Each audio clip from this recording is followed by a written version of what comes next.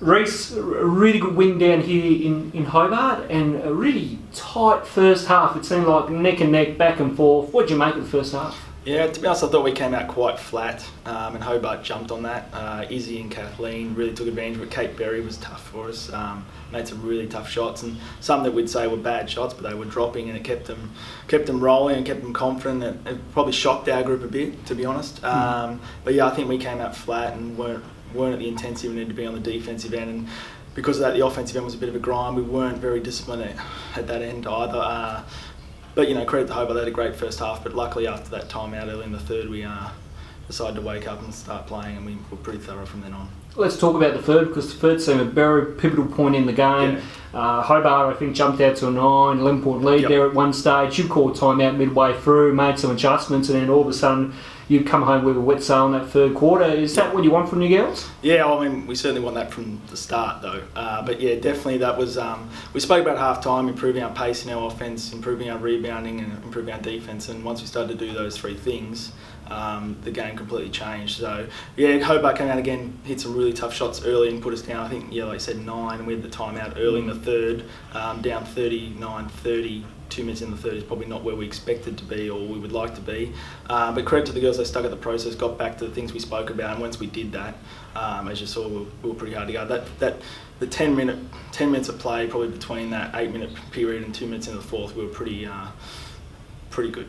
Yeah, that fourth quarter, you just seemed to come home and just play with a lot of confidence. I just got to ask about two youngsters there, Chessie Price, who hasn't played in a while, and Rebecca Abel, who's improving day after day from what I've seen. How did you rate those two? Yeah, I thought Chessie Price was unbelievable, to be honest. That was only her second ever Seabull game as a 21-year-old to come in and start with missing Sammy Phillips. She's overseas this week, so we threw her into the starting lineup and she really stepped up, and I don't know what her stats ended up being, but she was very good for us. Rebecca Abel's certainly starting to fit in a role as a 16-year-old.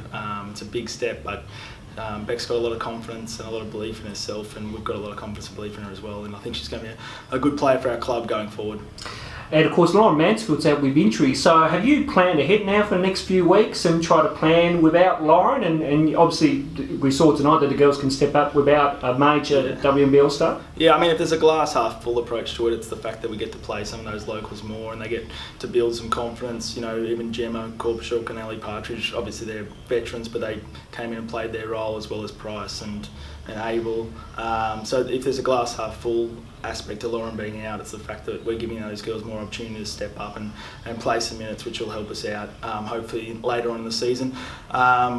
It was really crucial, the first two wins. We've got one more that we must get against Albury next week on the Saturday night.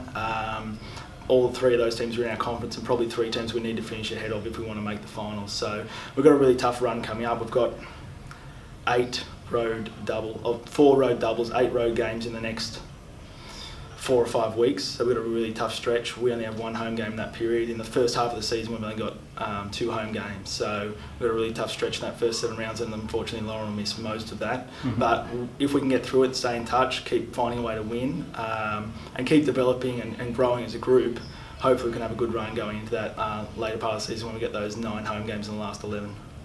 How big is it now for you guys on the road next week? You've just kind of briefly touched on that. So how big this win is confidence-wise going into next weekend? I think it's confidence-wise and a bit of a wake-up call that we need to make sure we switched on for every game. We were expecting Chelsea Swears to play, which may have made some of the girls relax a little bit when they saw she wasn't here, because I think she could have been a big difference maker. Mm-hmm. She can score 30 a game. So we need to make sure we turn up next week against Albury, who are certainly improved from where they've been. We've got a good core of local Australian players that they've brought in.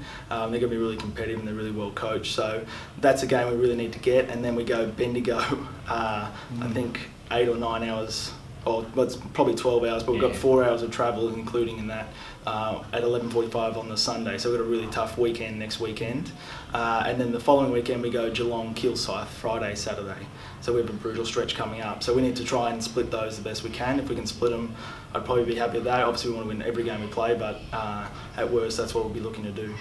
I've got to finish off with your supporters. Your supporters are absolutely fantastic. How big is it to have your supporters down here and give you an extra edge, so to speak, in the local derby? Yeah, I mean, we had a small group here this time. Obviously, last year in the elimination final, we had a couple of hundred. And I think we definitely, from the women's side, get the best support in the league, whether our group's small, big, whatever. We've got, unbelievable supporters to get behind women's basketball and behind our Tornadoes team, and it's really great, and it really lifts the girls, and it's unbelievable, and we just want to keep encouraging people to come along and support us, because I think we've got a group that you can be proud of, and we'll represent hopefully our community and club with pride and passion.